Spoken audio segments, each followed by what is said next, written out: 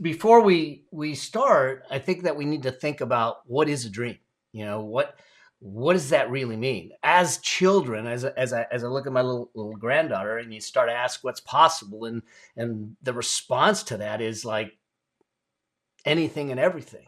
But for some reason, as we get educated, as we get indoctrinated into society, we take those dreams and we start to suppress them. And you hear things like, some of you may have heard these things. Oh, get your head out of the clouds. Okay. Put your feet on the ground. All those things that allow us to start to let go of those dreams. And I got to tell you, and I hope that as you listen to the coaches, as we go through this, and I'm gonna walk you through a framework, because it ain't a training from Mel if there isn't a framework about how I look at accomplishing dreams. What does that mean? But to realize that your dream is yours, but it's yours to claim. You're not going to get an invitation and say, hey, come on over. Your dream's right here. Your dream is on the other side of sacrifice. Your dream is on the other side of action. Your dream is possible if you just will do the work. And I think it starts to allow us to look at these things and say, let's find the dream, because there is this gap between how good we are today and how good we are capable of being tomorrow. And the dream fills that gap. We need to spend the time in the actual doing and achieving to make that happen, instead of just wanting and wishing. And so one of the things that I wanted to start off with is this. And then it's an image of my beautiful bride, so Brendan officiated my son's wedding, and he is also the reason that I met my wife, because I met her leaving one of Brendan's events on a Monday morning at 5:30 in the morning. She wanted nothing to do with me. It's a story for another time. But the fact that we've been married this year, will be 12 years, is an example or a testament to my ability to sell, I think, more than anything else. But the reality is to start to understand that you have to dream before your dreams can come true. And so I'm going to invite you to start to look at things through the eyes of how you dream. Are you dreaming? I mean, each day as you journal in the GrowthDay app, or as you journal, or as you walk in the hills or your neighborhood or on the beach like I do, are you dreaming? Are you thinking? Are you visualizing? Because until we have that back into our life, then our dreams can't come true, because we're not even actually living into the dreams. And we need to think through, and I invite you to think through this. Your dreams are actually what you're called to do. It's your calling. You all have unique gifts, and those unique gifts are here for you to fully express them while you're here. And when you fully express them, you're answering the call. So when you hear the knock at the door, when you feel that yearning in your heart, when you feel that tug of saying there's something more that I want to do, forgetting the other people that might be ridiculing you or trolling you on social media and all of those things, this is your dream. This is what you're meant to do. This is what you're called to do. And so it's time to respect that journey, to really make it something that comes into play. Because if we don't start dreaming again, we can't have our dreams come true. And your dreams, believe it or not, one of the things to realize is that they're built when no one's looking.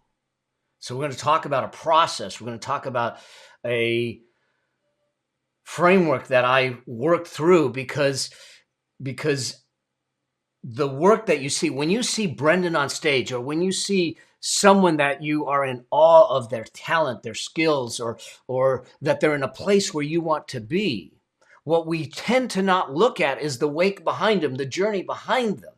We see the destination, but the miles they ran when no one was looking is what allowed the dream to come true. But more importantly, and hear this because it's important, is that the dream wasn't their destination. Their dream was the journey that they were on. We have to fall in love with the journey to the destination. Otherwise, we're going to dread the journey every step of the way and hope that when we get to the destination, it fulfills us. But why not be fulfilled on the way? If we are in alignment, if we are living our calling, if we're doing that, now all of a sudden, it's a different game. So as I go into this framework, I want you to think about how will you fight for your dreams? How will you show up each day for your dreams? Because your dream is the highest legacy you can create. And it is the way that you get to live a life that outlives you. Okay. And so let's jump.